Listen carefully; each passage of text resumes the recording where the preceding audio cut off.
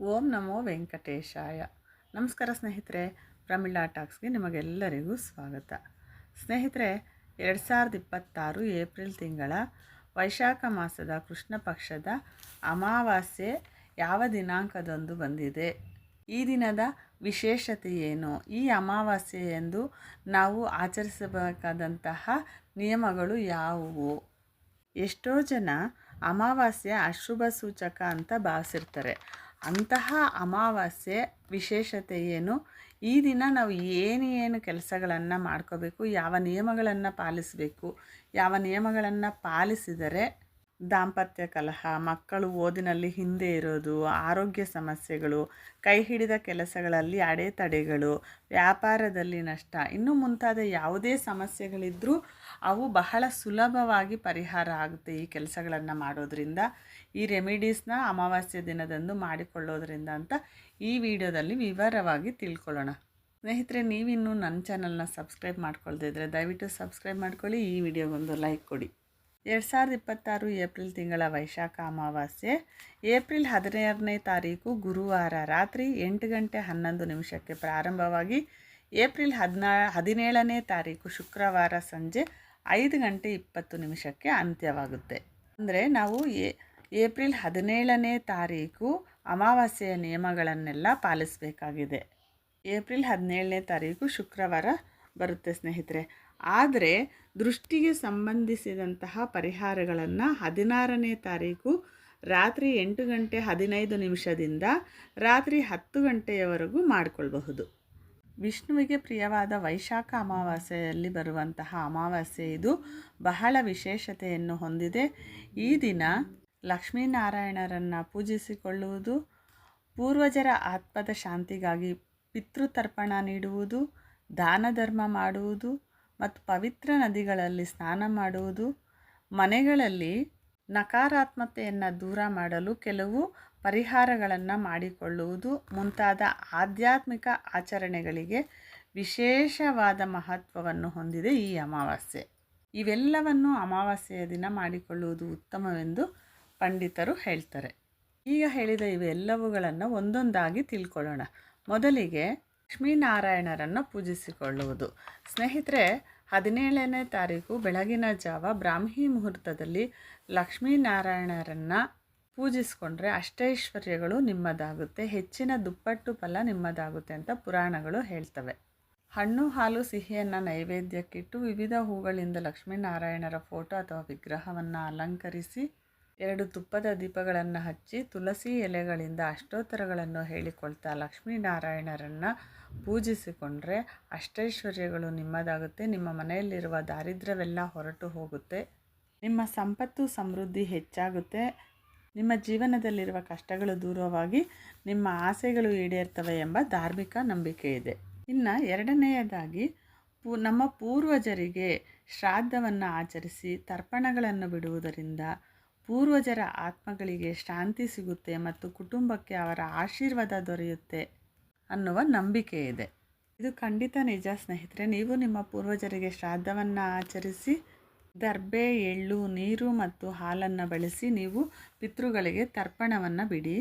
ಸಿಂಪಲ್ಲಾದ ಈ ಪರಿಹಾರವನ್ನು ಮಾಡ್ಕೊಳ್ಳೋದ್ರಿಂದ ನಿಮ್ಮ ಪಿತೃಗಳ ಆಶೀರ್ವಾದ ನಿಮ್ಮ ಮೇಲೆ ಇರುತ್ತೆ. ಸ್ನೇಹಿತರೆ, ಅಮಾವಾಸ್ಯೆ ದಿನ ಪಿತೃಗಳು ಮನೆಗೆ ಬರ್ತಾರೆ ಅಂತ ಹಿಂದೂ ನಂಬಿಕೆ ಇದೆ. ಈ ರೀತಿ ತರ್ಪಣವನ್ನು ಬಿಟ್ಟು ಅವರನ್ನು ನೆನೆಯುವುದರಿಂದ ಅವರು ಸಂತೃಪ್ತರಾಗ್ತಾರೆ. ಸರಿ, ಇವೆಲ್ಲ ಮಾಡೋಕ್ಕಾಗಲಿಲ್ಲ ಅಂದರೆ ನಿಮ್ಮ ಮನೆಯಲ್ಲಿ ಏನು ಅಡುಗೆ ಅಥವಾ ತಿಂಡಿ ಮಾಡಿರ್ತೀರೋ ಅದನ್ನು ಯಾರೂ ತಿನ್ನದೆ ಅದರಲ್ಲಿ ಸ್ವಲ್ಪವನ್ನು ತೆಗೆದುಕೊಂಡು ಅದರ ಮೇಲೆ ಸ್ವಲ್ಪ ಕಪ್ಪು ಎಳ್ಳನ್ನು ಬೆರೆಸಿ ತೆಗೆದುಕೊಳ್ಳಿ. 1 ಗ್ಲಾಸ್ ನೀರನ್ನು ತೆಗೆದುಕೊಳ್ಳಿ. ಇದನ್ನು ತೆಗೆದುಕೊಂಡು ಹೋಗಿ ಆಚೆ ಕಡೆ ನಿಮ್ಮ ಮನೆಯ ದಕ್ಷಿಣ ಭಾಗದಲ್ಲಿ ಅಥವಾ ಮನೆಯ ಮೇಲೆ ಆದರೂ ಎಲ್ಲಾದರೂ ಸರಿ ಇಡಿ. ಅಂದರೆ ನಿಮ್ಮ ಪಿತೃಗಳು ಆ ದಿನ ನಿಮ್ಮ ಮನೆಗೆ ಬಂದು ಅದನ್ನು ಸ್ವೀಕರಿಸ್ತಾರೆ ಅಂತ ಅರ್ಥ. ಈ ರೀತಿ ಶ್ರದ್ಧಾಭಕ್ತಿಯಿಂದ ಕಪ್ಪು ಎಳ್ಳು ಮಿಶ್ರಿತ ಅನ್ನವನ್ನಾಗಲಿ ಆಹಾರವನ್ನಾಗಲಿ ನಿಮ್ಮ ಪೂರ್ವಜರಿಗೆ ಇಟ್ಟು ಶ್ರದ್ಧಾಭಕ್ತಿಯಿಂದ ಪ್ರಾರ್ಥಿಸಿ. ಪ್ರತಿ ಅಮಾವಾಸ್ಯೆಯಂದು ಈ ರೀತಿ ಮಾಡುವುದರಿಂದ ನಿಮಗೇನಾದರೂ ಪಿತೃದೋಷಗಳಿದ್ದರೆ ಖಂಡಿತ ನಿವಾರಣೆಯಾಗುತ್ತೆ. ಮತ್ತೊಂದು ವಿಷಯ ಏನಪ್ಪ ಅಂದರೆ, ಅಮಾವಾಸ್ಯೆಯೆಂದು ಮಾಡುವಂತಹ ದಾನ ನಿಮಗೆ ವಿಶೇಷ ಫಲಗಳನ್ನು ತಂದುಕೊಡುತ್ತೆ ಅಂತ ಸನಾತನ ಸಂಪ್ರದಾಯದ ಪ್ರಾಚೀನ ಗ್ರಂಥಗಳು ಮತ್ತು ಧಾರ್ಮಿಕ ಗ್ರಂಥಗಳು ಮಹತ್ವವನ್ನು ನಿರ್ದಿಷ್ಟವಾಗಿ ವಿವರಿಸುತ್ತೆ. ಅದೇನಪ್ಪ ಅಂದರೆ, ವೈಶಾಖ ಅಮಾವಾಸ್ಯೆ ಎಂದು ಅಕ್ಕಿ, ಸಕ್ಕರೆ, ಹಾಲು, ಮೊಸರು ಮತ್ತು ತಣ್ಣನೆಯ ಆಹಾರವನ್ನು ದಾನ ಮಾಡುವುದು ಅತ್ಯಂತ ಶುಭ ಅಂತ ಹೇಳಿದ್ದಾರೆ. ಇನ್ನು ನೀವು ನಿರ್ಗತಿಕರಿಗಾಗಲಿ ಅಥವಾ ಬ್ರಾಹ್ಮಣರಿಗಾಗಲಿ ಧಾನ್ಯಗಳನ್ನು ಮತ್ತು ಆಹಾರವನ್ನು ದಾನ ಮಾಡಿದರೆ ಬಹಳ ಉತ್ತಮ ಸ್ನೇಹಿತರೆ.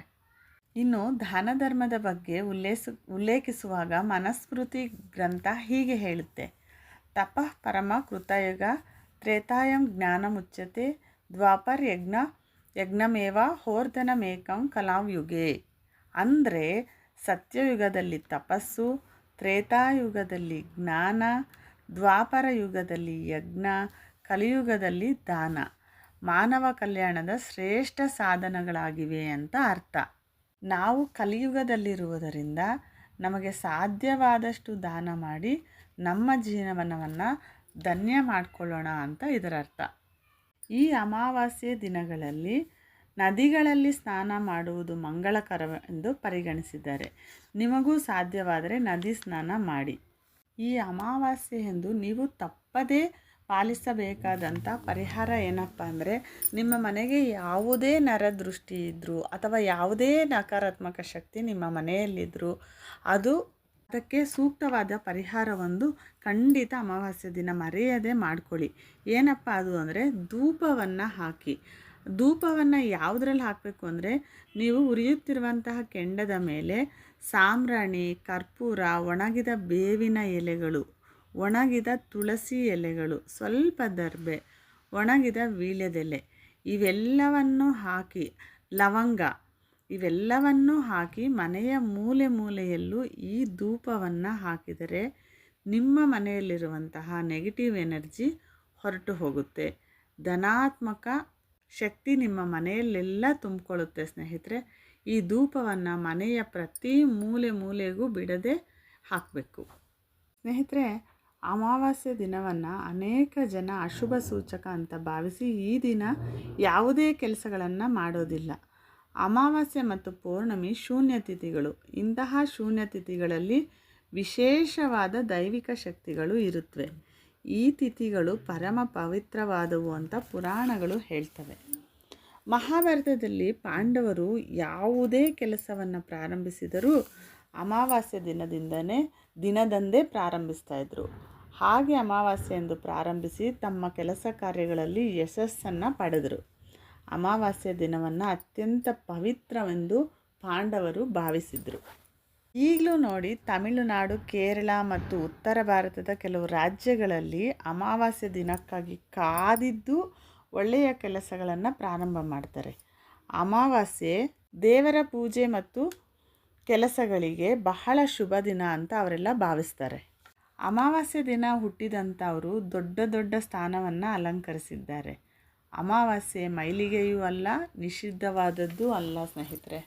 ಈ ದಿನ ಮಾಡಿಕೊಳ್ಳಬಹುದಾದಂತಹ ಇನ್ನೊಂದು ಪರಿಹಾರ ಏನಪ್ಪ ಅಂದರೆ, ಧಾರ್ಮಿಕ ನಂಬಿಕೆಗಳ ಪ್ರಕಾರ ಅಮಾವಾಸ್ಯೆಯಂದು ಅಶ್ವತ್ಥ ಮರದ ಕೆಳಗೆ ದೀಪವನ್ನು ಹಚ್ಚೋದು ವಿಶೇಷವಾದ ಮಹತ್ವವನ್ನು ಹೊಂದಿದೆ. ಹೀಗೆ ನೀವೇನಾದ್ರೂ ಅಮಾವಾಸ್ಯೆಯಂದು ಅಶ್ವತ್ಥ ಮರದ ಕೆಳಗೆ ದೀಪವನ್ನು ಹಚ್ಚಿದರೆ ನಿಮ್ಮ ಆರ್ಥಿಕ ಸಮೃದ್ಧಿ ಆಗುತ್ತೆ. ಮನೆಯಲ್ಲಿ ಯಾವುದಕ್ಕೂ ಕೊರತೆ ಇರೋದಿಲ್ಲ, ಹಣದ ತೊಂದರೆಗಳೇನೂ ಇರೋದಿಲ್ಲ ಅಂತ ನಂಬಿಕೆ ಇದೆ ಸ್ನೇಹಿತರೆ. ಇನ್ನೊಂದು ಮುಖ್ಯವಾದ ವಿಷಯ, ದಯವಿಟ್ಟು ಅಮಾವಾಸ್ಯೆಗಳಂದು ನಾನ್ ವೆಜ್ಜನ್ನು ತಿನ್ನಬೇಡಿ. ಇದು ಮನೆಯಲ್ಲಿ ಬಹಳ ನಕಾರಾತ್ಮಕತೆಯನ್ನು ಉಂಟು ಮಾಡುತ್ತೆ. ಇದರಿಂದ ಬಹಳನೇ ಸಮಸ್ಯೆಗಳು ಉದ್ಭವವಾಗುತ್ತೆ. ಈ ದಿನ ಕೆಟ್ಟ ಮಾತುಗಳನ್ನ ಆಡಬೇಡಿ, ಒಬ್ರಿಗೊಬ್ಬರು ಬೈದ್ಕೊಳ್ಬೇಡಿ. ಅಮಾವಾಸ್ಯೆಯೆಂದು ನಾನು ಹೇಳಿದ ಈ ಎಲ್ಲ ಪರಿಹಾರಗಳನ್ನು ಆಚರಿಸೋದ್ರಿಂದ ನಿಮ್ಮಲ್ಲೇನಾದರೂ ದಾಂಪತ್ಯ ಕಲಹ ಆಗ್ಬೋದು, ನಿಮ್ಮ ವ್ಯಾಪಾರದಲ್ಲಿ ಅಡೆತಡೆಯಾಗಿದ್ದಿರ್ಬೋದು, ನಿಮ್ಮ ಮಕ್ಕಳು ಸರಿಯಾಗಿ ಓದಿರೋ ಇರ್ಬೋದು, ಆರೋಗ್ಯ ಸರಿ ಇಲ್ದಿರೋ ಇರ್ಬೋದು, ಅಥವಾ ಕೈ ಹಿಡಿದ ಕೆಲಸಗಳಲ್ಲಿ ಯಶಸ್ಸನ್ನು ಕಾಣದೇ ಇದ್ದರು, ಈ ರೀತಿ ಮನೆಯಲ್ಲಿ ಲಕ್ಷ್ಮೀನಾರಾಯಣರ ಪೂಜೆಯನ್ನು ಮಾಡಿಕೊಂಡು ಪೂರ್ವಜರಿಗೆ ಶ್ರಾದ್ದವನ್ನು ಮಾಡಿ ತರ್ಪಣಗಳನ್ನು ಬಿಟ್ಟು ಅಥವಾ ನೀವು ಬೇಯಿಸಿದ ಆಹಾರವನ್ನು ಅವರಿಗಿಟ್ಟು ಅವರನ್ನು ನೆನೆದು ಪ್ರಾರ್ಥಿಸುವುದರಿಂದ ನಿಮ್ಮ ಈ ಎಲ್ಲ ಸಮಸ್ಯೆಗಳು ಪರಿಹಾರ ಆಗ್ತವೆ. ನೆನಪಿರಲಿ ಸ್ನೇಹಿತರೆ, 2026 ಏಪ್ರಿಲ್ 17ನೇ ತಾರೀಕು ಶುಕ್ರವಾರ ಅಮಾವಾಸ್ಯೆ. ಲಕ್ಷ್ಮೀನಾರಾಯಣರ ಪೂಜೆಯನ್ನು ಮಾಡ್ಕೊಳ್ಳಿ. ಪಿತೃಗಳಿಗೆ ತರ್ಪಣಗಳನ್ನು ಬಿಡಬಹುದು. ಆದರೆ ಟಿಗೆ ಸಂಬಂಧಿಸಿದಂತಹ ಪರಿಹಾರಗಳನ್ನು 16ನೇ ತಾರೀಕು ಗುರುವಾರ ರಾತ್ರಿ 8 ಗಂಟೆ 15 ನಿಮಿಷದಿಂದ 10 ಗಂಟೆವರೆಗೂ ಮಾಡಿಕೊಳ್ಳಬಹುದು. ಸ್ನೇಹಿತರೆ, ಈ ವಿಡಿಯೋ ನಿಮಗೆ ಇಷ್ಟ ಆದರೆ ಲೈಕ್ ಮಾಡಿ. ಯಾರಿಗಾದರೂ ಇದು ಅನುಕೂಲ ಆಗುತ್ತೆ ಅನ್ನೋದಾದರೆ ಅವ್ರಿಗೆ ಶೇರ್ ಮಾಡಿ. ಮತ್ತೆ ಮುಂದಿನ ವಿಡಿಯೋದಲ್ಲಿ ಸಿಗೋಣ. ನನ್ನ ಚಾನಲ್ನ ಸಬ್ಸ್ಕ್ರೈಬ್ ಮಾಡ್ಕೊಳ್ಳೋದನ್ನ ಮರಿಬೇಡಿ. ನಮಸ್ಕಾರ ಸ್ನೇಹಿತರೆ.